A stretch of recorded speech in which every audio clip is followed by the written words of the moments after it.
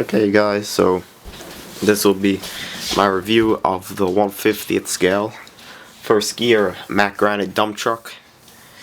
This thing retails for around $60 to $65 depending on where you buy it from. I got this one for $65, which in my opinion is a great deal. This specific one is in the U.S. Forestry Service colors. And also livery, has some minor decaling on it. It's made in many other colors, which I do like, but I got this one because it's similar to a trucking company that is local where I live. And I have to say, if there wasn't a local trucking company around me, I would have got the other colors as well, because they are very nice, and I may add other colors to my collection as well. The model is mainly metal. There's actually limited plastic on it, and the plastic parts that are on it, I believe, don't really matter that they are plastic, because the parts that need to be metal are metal. So anyway, there's two, I guess, manufacturing things that I don't like about it. Everything else I like about it, and I want to get to those two first. The first is the dump bed. There's no lugs, so it doesn't slide left or right. So unfortunately, it does slide left to right, and not really an issue if you're going to display it, but it is there. Another thing is, which is on many truck models, are the tires hit the fenders, and it barely turns. So I believe that's why it doesn't turn that much, is because the tires hit the mud flaps right here. But besides that, a fantastic model, great paint finish, and a lot of nice detailing on it. So we'll get to the front. It's not too often that I buy a truck model, so getting this for me should show my standard viewers that it is a very nice model. The front of it has the nice chrome bumper, which I believe is actually metal, which is pretty nice. My brother used to have the black one, so I did know what I was getting before I bought it. And if you're second guessing yourself on buying it, it's really not worth it. It's just worth it to buy it. It also has the decal on it, U.S. Forest Service, and it's a very mean looking front. I like it a lot. Now, just to get you a better look at it, everything is chrome on the front, which is actually pretty nice, and it's a nice chrome. It's not a dusty chrome or anything. There's lights on the front, and there's bolt detail on the bumper. The bumper also opens, or the hood I should say, but mine doesn't want to stay. I believe on the other one I had, it did stay, so it might just be a default on this one. And what's cool is the radiator grill stays in one spot. It has a little bulldog, and that's chrome as well. I wish they would have made it gold to represent a full Mack engine, but it's not, unfortunately. The fenders are painted a flat gray, which I think gives it a very nice touch. It really separates the green and gives it a better look on the eyes. The rims are white, which at first I didn't really like, but I think it also gives it a very nice look, a different look at least. And there's little tiny holes in the rim as well. The back has the black bumper, the air reserve tanks right there, which are also chrome, the diesel tank, which is chrome, and coming up to the top of the cab. Now the cab also has U.S. Forestry Service on it, has official use only, and it has the logo. I'm actually going to take the logos off this because I want to actually put my own custom ones on it. So I'm not going to keep those on. I'm only keeping them on for the review.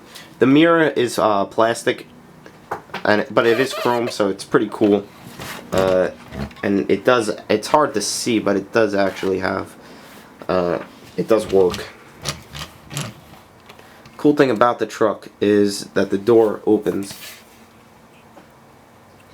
and the hinge is actually pretty decent. Much nicer than I thought. It's very hard to do a review of a truck, but If you could hold on. Okay, so here's a little bit better. You can make out, it does have pedals and the steering wheel and the console and the seats. I don't know if you could see it. It's very hard to see, but you could barely see in it on the actual model, so I wouldn't really worry about too much detail on in there. But they did represent it very well. The top, on top of the cab,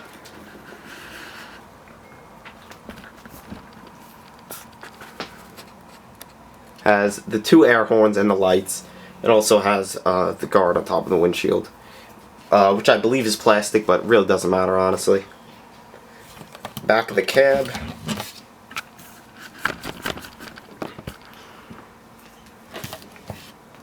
is pretty plain. It's got the window in the back, and the right side of the passenger side has the exhaust, and it has this texture to represent of it being etched through, but unfortunately it's not etched through. It is chrome though, so I do like how a lot of stuff on the truck is chrome. And then it has more reserve tanks and another smaller fuel tank. Over here, real quick, it's got the box for the hydraulics to lead to the cylinder to raise and lower the bed, and it actually has a line running to it, which is cool, and it's flexible as well. And the cylinder to raise it is actually a 3-stage cylinder. So it's smaller up top, and then in the center it's larger, and on the bottom it's the biggest it will be. The model raises to right there, which I think being a model, it should go a little bit higher, but I really can't complain for 70 bucks. And it can hold in most positions.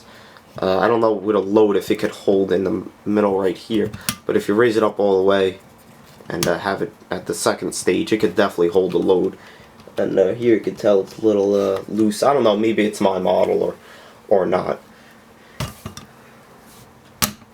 Now, the model also includes the tarp, but unfortunately it doesn't roll back. It just stays in one spot. But I like to display it with it open because I'm a very large fan of the color. It also has a warning beacon up top, which is pretty cool.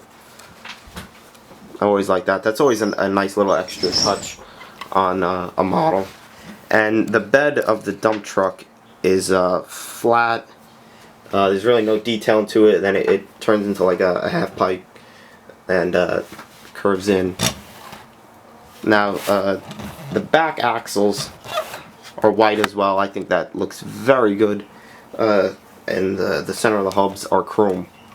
And of course they roll. The mud flaps are rubber, which is nice. And they do move freely. And then you got the lights on the back.